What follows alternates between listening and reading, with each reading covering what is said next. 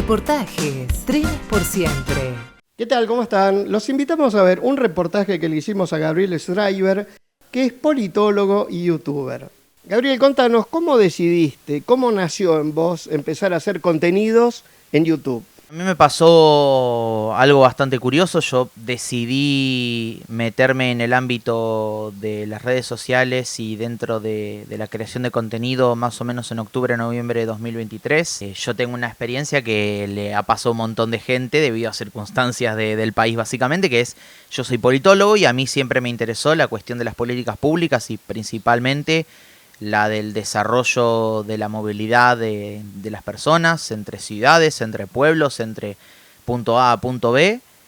Yo estuve metido en una maestría, la cual estoy por terminar, por una cuestión de que por orgullo propio decidí no abandonar esos estudios de maestría. ¿Una maestría de transporte? No, una maestría en política y gobierno. Okay. Lo que pasa es que esa maestría en política y gobierno tenía la posibilidad de que vos entres fácil al CONICET. Si vos querías dedicarte a investigación en política internacional podías, en política doméstica o, como era en mi caso, en políticas públicas. Dentro de políticas públicas abarcaba todo, no solamente transporte, sino también desarrollo de lo que tiene que ver con la Ciudad de Buenos Aires en su movilidad, en lo que tiene que ver con el desarrollo de dónde construir y dónde no construir, cambios en el código, etc. Me pasó, como le pasó a mucha gente, de que cambio de gobierno, cambio de gestión, cambian las prioridades y el presupuesto terminó yendo para medicina, terminó yendo para otras ramas quizás un poco más exactas y no tan sociales básicamente, como es la ciencia política o la investigación en ciencia política, siendo muy abarcativo, y viendo lo que hacían muchos creadores de contenido, viendo lo que hacía Mauro de Lesa, viendo lo que hacía Mati en la ciudad, viendo lo que hacían ustedes y viendo lo que hacían otras personas, dije, quizás empiezo a encontrar un nicho acá de buscarle la pata política a toda la generación de nuevo transporte y movilidad de las personas que no pasa o que no se da o que uno no lo ve en general. Cuando uno siempre tiene que buscar esa cosa política dentro de transporte, dentro de movilidad, ¿qué es lo primero que uno se le viene? El sindicato. No desde la experiencia o desde lo técnico o desde la planificación. Y yo creo que ahí es donde YouTube me dio ese espacio que antes no tenía. Pero nos parece como que te sentirías como más cómodo en la parte de transporte, concretamente en subtes y trenes, ¿puede ser? Sí, porque yo siempre siempre tuve una devoción por el transporte desde chico. Yo era chico y a pesar de vivir en Capital toda mi vida, cuando me iba de vacaciones, yo era el loco que le decía a mi mamá, si vamos a Mar del Plata, vamos en Ferrobaires. Yo era el loco que cuando mi mamá, siendo abogada, me decía, mirá Gaby, me tengo que ir a Morón, vamos a Morón, te acompaño, y nos tomamos el Sarmiento. Teníamos que ir a Loma de Zamora, vamos y nos tomamos la línea Roca. Teníamos que ir a San Isidro, vamos y nos tomamos la línea Mitre. Siempre fui fanático. Y a mí hay un episodio que a mí me marca mucho a nivel personal, que es el día de la tragedia de Once. El día de la tragedia de Once, por esas casualidades de la vida, mientras que el tren estaba entrando a Once, yo estaba yendo para Morón. Eso es algo que muchas veces no lo cuento, o en general es algo que no le doy importancia porque yo creo que a veces son de esas cosas de la vida, pero desde ese día que yo me di cuenta que quería aportar mi granito de arena para que no se vuelva a dar algo así. Más allá de las circunstancias que después uno ve el estado de los coches, lo que tenía que ver con los subsidios que recibía la empresa Trenes de Buenos Aires, la corporación de los Sirigliano y demás, y 1000 veces me he tomado esos Toshiba. Y por esas casualidades de la vida, hace poco hice el cálculo más o menos, acordándome con mi mamá de eso, y zafamos por 3 trenes, de ver en vivo y en directo como testigos ese momento horripilante de la historia ferroviaria de nuestro país, ¿no? Si tuvieras que hacer una comparación con respecto de la gestión del gobierno anterior en materia ferroviaria y de la actual gestión, ¿qué nos podés contar? Mira, yo creo que la gestión anterior se divide en dos. Los meses que estuvo Meoni o el año que estuvo Meoni como ministro de Transporte, yo creo que él, a pesar de no ser ingeniero, de no ser arquitecto, yo creo que es alguien que se rodeó muy bien en la materia y creo que es alguien que tenía realmente planificado el transporte con una seriedad muy precisa. Después vino la gente de Marinucci, vino Giuliano, vino Alexis Guerrera. Antes vino Guerrera, Marinucci. Bueno, Marinucci estuvo dentro de la órbita de SOFSE y ADIFSE. En ese momento eran SOFSE y ADIFSE. Y la realidad es que yo tengo grandes diferencias con ellos. Principalmente porque Marinucci, me focalizo en él porque él era medio el capo dentro de ese momento de la parte ferroviaria argentina. Y él era una persona que decía, a mí no me interesa cuánto tarde el tren, lo importante es que llegue. Y yo no creo que eso sea una buena planificación de política ferroviaria y más para Argentina. Hace poco hice un video en donde comparé los tiempos de los últimos trenes antes de que los cierre este gobierno, previo a lo que ocurría en la época dorada de los ferrocarriles argentinos, en los 60, en los 70, en los 80, incluso en los 50. Los tiempos de viaje son abismales. Hoy se tarda 3 veces más. Si la red estuviera abierta en su totalidad, hoy se tardaría 3 veces más en el tiempo que en los 50. ¿Cómo es que pasaron más de 50 años y se tarda 3 veces más en un medio de transporte que evolucionó de una manera maravillosa a nivel mundial? Y no hubo inversiones. Y no hubo inversiones. La clave, básicamente. Totalmente. Y la gestión actual, a ver, yo creo que hay cuadros técnicos que quieren realmente hacer las cosas bien, pero yo creo que también hay una orden de arriba que dice desmantelen. O sea, y con respecto a esta gestión... Es que creo que hay una orden desde arriba que dice desmantelen. Yo creo que hay, no quiero dar nombres, pero yo creo que hay algunas personas que estuvieron hasta hace poco en la gestión de la Sociedad Operadora Ferroviaria o en la administración de infraestructuras ferroviarias, que eran gente de carrera, que eran gente que viene desde el año 2015 trabajando y que es gente que realmente venía con ganas de laburar y con ganas de que realmente se invierta como corresponde en el ferrocarril. Es gente que puso, por ejemplo, en marcha la emergencia ferroviaria después de que pasó el siniestro en la línea San Martín en Palermo.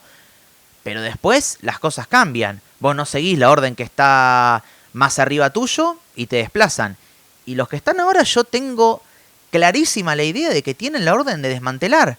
Más rápido, más lento, de la manera que sea, pero tienen la orden de desmantelar. Si no, ¿cómo se explica? A ver, Ale, y yo siempre lo digo en todos los videos, ¿cómo se explica que una gestión que dice que se basa en modelos europeos como es Irlanda, que Irlanda, yo fui a Irlanda y es un país maravilloso en gestión ferroviaria a nivel cargas y a nivel operaciones de pasajeros, ¿cómo es que un gobierno como este quiere darle todavía concesiones verticales a grupos de afuera? O opción 2, un open access sin planificar. Pero hay una cosa más grave que esa. Este presidente es admirador de lo británico. Sin embargo, en Gran Bretaña comenzaron ya el proceso de reestatización, porque no dio resultado, porque fue un fracaso. Entonces ahora está volviendo todo a operarlo el Estado. Y acá quieren hacer todo lo contrario. Es como que no se entiende. Inclusive hubo una noticia donde dicen que se va a concesionar, pero que se va a pagar subsidio. O sea, la historia vuelve a repetirse. Mira, te profundizo sobre ese tema que acabas de comentar. El gobierno actual le pidió $300.000 al Banco Interamericano de Desarrollo para que haga pliegos con respecto a la concesión de los ramales metropolitanos. Acordate este número, $300.000. Y acordate de este organismo, el Banco Interamericano de Desarrollo. ¿Sabés qué dijo esta misma entidad en 2022? Que nos salía a nosotros, por subsidio, el doble por pasajero, sostener un viaje de la línea Belgrano Norte que de la línea Belgrano Sur, siendo la línea Belgrano Norte operada por un ente privado. En cambio, la línea Belgrano Sur operada por un ente estatal. Y es una cuestión de hasta lógica. A ver, si uno opera... actor intermedio. Es que pensalo de esta manera. Cuando vos tenés un privado que funciona como intermediario, siempre te va a salir más caro. Y acá las operadoras privadas son intermediarios. Tal cual. No se ocupan ni de la infraestructura, ni de las inversiones, ni siquiera de las más chicas que se te ocurran.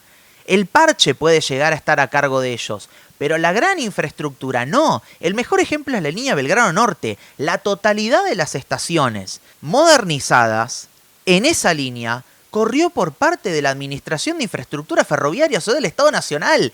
Entonces, si el Estado Nacional ya de por sí tiene que hacerse cargo del 90% de lo más importante dentro de una vía, que es la parte de infraestructura, ¿por qué voy a dejarle el 10% a un intermediario? Es que el Estado siempre, en todos los tiempos, siguió siendo el dueño de todo, porque el operador privado es un concesionario. Acá se confunde muchas veces la figura de privatización con concesión. No es lo mismo, son dos figuras legales diferentes. Y acá siempre se optó por la concesión. Te cambio un poco de tema para que me cuentes qué pensás respecto de la gestión de Mauricio Macri cuando fue presidente de la Nación, y esto te lo pregunto como politólogo, en materia ferroviaria, por supuesto, y la actualidad del PRO, del actual jefe de gobierno porteño. ¿Qué opinás de la gestión en ambos casos? Yo creo que la gestión de Mauricio Macri en materia ferroviaria se divide en dos. La parte de cargas es una y la parte de pasajeros es otra. La parte de pasajeros es nefasta. Todos los ramales que tomó Nación de Ferrobaires, que absorbió la sociedad operadora, la sociedad operadora ferroviaria por parte de Ferrobaires, la gran mayoría los clausuró. Esa es una realidad. Uno ve el mapa de Ferrobaires y de la sociedad operadora ferroviaria y no queda casi nada. No queda casi nada. Gran parte debido a las preferencias del ministro de ese momento, Dietrich, había una idea de intentar levantar el avión low cost o los vuelos low cost como una alternativa al tren. Yo no niego que las aerolíneas, el avión de por sí, ha mejorado mucho. El pasaje en avión hoy es más barato que antes. Y obviamente que hay estrategias que hacen que el vuelo pueda llegar a ser hasta la mitad, en términos reales obviamente, porque si después uno cuenta la inflación nunca va a ser más barato, pero en términos reales, más barato el pasaje en avión que lo que era hace 30 años. Obviamente, porque se hizo más eficiente, porque se mejoró el sistema, porque se abarataron algunos costos. Pero yo creo que también ha habido una lógica de es tren o avión. Y no es así. Es tren y avión. Es tren y micro de larga distancia. Uno complementa al otro en el sistema de transporte. No es que uno anula al otro. Y si uno anula al otro por cuestiones de mercado, es porque así lo quiere y en todo caso siempre el tren termina ganando. No es una cuestión de, no es una cuestión de que el tren, yo quiero al tren porque me gusta y porque lo amo, obvio, sin duda. Pero en cuestiones de costos, a nivel mercado, el tren siempre termina ganando por una cuestión de que es más barato. Vuelvo a la pregunta con respecto a la otra parte, carga. Yo no creo que la gestión de Mauricio Macri en tema ferrocarril de carga haya sido mala. Continuó el plan Belgrano, que ya venía de un plan con otro nombre de la época de Florencio Randazzo. No me parece mal. Yo creo que el ferrocarril de cargas es fundamental, no solamente para la recuperación de la red en Argentina, sino para la economía en nuestro país. Yo creo que Argentina nunca va a crecer económicamente si no tiene su red ferroviaria de cargas al 100% como tenía en los 50 y 60. Y en materia de subtes, Sí. ¿entendés que el PRO hizo algún aporte importante en materia de subtes o prácticamente hizo poco o casi nada? Y yo creo que no. Gran parte de las obras que inaugura Mauricio Macri como jefe de gobierno son obras que había empezado Tellerman. No son obras de él, son obras que había empezado Jorge Tellerman. Prometió 10 kilómetros de subte por año. Prometió 10 kilómetros de subte por año. La extensión de la EA Premetro que la inaugura Larreta, el 90% de las obras, que era la parte de infraestructura, las hizo Nación en los planes del Bicentenario entre 2010 y 2012. Entonces, pareciera que son ferrofóbicos. O sea, yo lo catalogo así. Yo creo que ven un riel y realmente le tienen miedo al riel. Y salen corriendo. Y no entiendo por qué. Porque el riel es algo maravilloso. Y eso ha hecho, por ejemplo, hasta incluso que tenga similitudes con gente de la Libertad Avanza. Que yo con gente de la Libertad Avanza, en un montón de otras cosas me he puteado, en cuestiones de salud, educación, rol del Estado, CONICET, etc. Pero en materia ferroviaria, a veces me asusta cómo coincido más con ellos que con la gente del PRO. Realmente. Con respecto a la gestión actual, yo siempre digo lo mismo. Yo creo que Jorge Macri va camino a ser el Alberto Fernández del PRO. Yo no creo, o por lo menos no se me ocurre pensar a quién de todos los que pensaba en la mesa chica se le cruzó por la cabeza que él podía llegar a ser un buen jefe de gobierno. Más allá de estar de acuerdo o no. Te pongo la misma similitud con respecto a otro paralelismo bastante discutido, ¿no? Viste que el cordobés y el rosarino es muy orgulloso de quien nace en su ciudad y quien gobierna su ciudad. Si yo soy porteño, o yo siendo porteño mejor dicho, si yo voy a Córdoba o a Rosario y digo hoy quiero ser intendente de cualquiera de estas dos ciudades, me van a mirar y me van a pegar una pata en el culo. Me van a sacar. Pero por una razón lógica. No soy de ahí. Si yo me cruzo a provincia y quiero gobernar... Ya sé por qué lado va lo tuyo. Es que, a ver, si yo me cruzo a provincia y quiero gobernar provincia, me van a decir, flaco, tenés 27 años y tus 27 años los viviste en capital. No es que viviste un par en provincia y bueno, te puedes adaptar.